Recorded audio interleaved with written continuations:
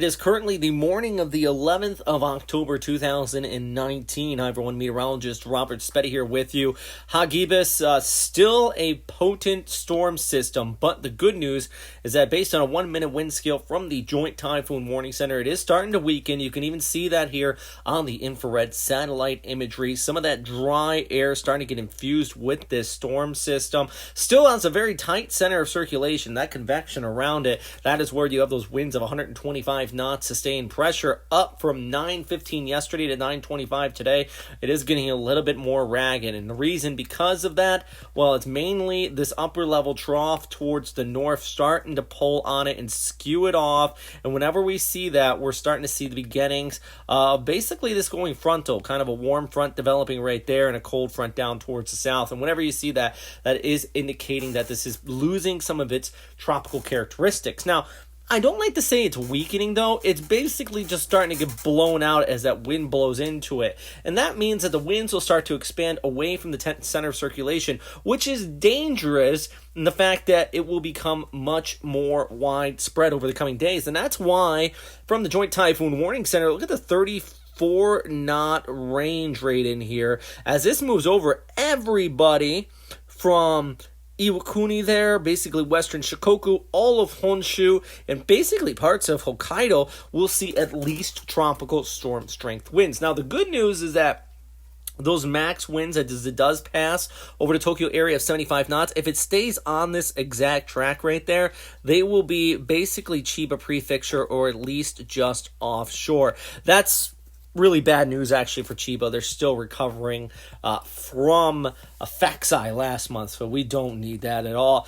There is going to be plenty of rainfall with this system, though. This is picking up. I mean, those peaks, that's 20 to 25 inches of rainfall. I mean, we're talking about 400 to maybe even 600 millimeters of total precipitation coming out of this, especially across the hills there into the Tokai region and extending across the Japanese Alps as well. So definitely enough to cause some major issues. Winds over 100 kilometers per hour still possible, and coastal damage also very possible with this storm. And that is why we have been seeing the impacts. The Formula One race this weekend, I haven't seen anything canceled on it, but I do hope they do. I remember a couple of years ago, they still raced it during a typhoon, and somebody actually got killed because the car slid on some of the wet terrain.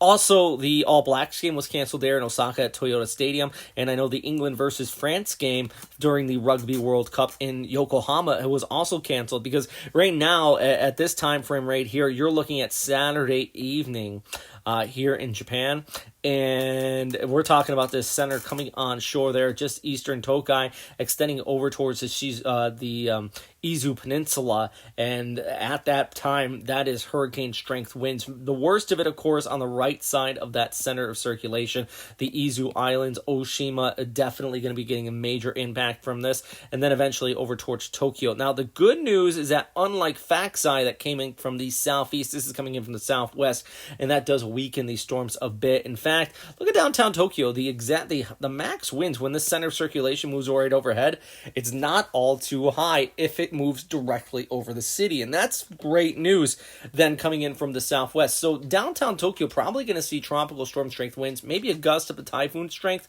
but the worst conditions will be further off towards Chiba and also over towards the Izu Islands as that center actually moves right over the city. And that is mainly thanks to, as I mentioned earlier, this storm blowing up as that wind kind of moves in there and this begins to go extra tropical. And you can even see that as we blow out the bigger picture here. You start to see that basically moving off towards the north here with a warm front developing, and then you start to see that cold front kind of develop down towards the south, and that's when we talk about when this goes extra tropical. And in fact, how much cold air is this pulling in?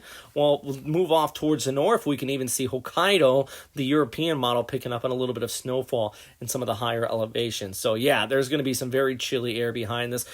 Really, Saturday evening is going to be the worst of it, mainly into the Izu Peninsula, as I mentioned, Saturday afternoon through the evening hours. If I was a storm chaser, I would go right out to the tip of the Izu Peninsula, right in there. That's where I think some of the worst conditions are going to be as this moves off, or maybe just a little bit towards the west, closer to Nagoya, and then eventually this is going to start to clear out by Saturday night, and heading into Sunday, I mean, it's going to be like a light switch. It's going to turn right off, and things are going to clear up pretty quickly on Sunday. So I think the Rugby World Cup games for Sunday are going to be not all too bad just because of that clearing effect. Anyways, that's all for now. If you have any questions, comments, or suggestions, please post them down in the comment box below. As always, stay safe out there, and try my best to keep you guys posted.